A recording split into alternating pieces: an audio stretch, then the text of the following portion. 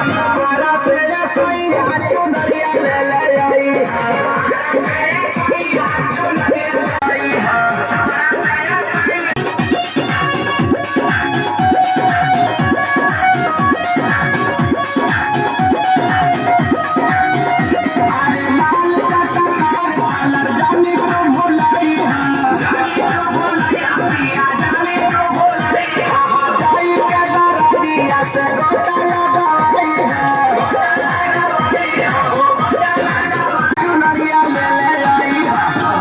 Say yes,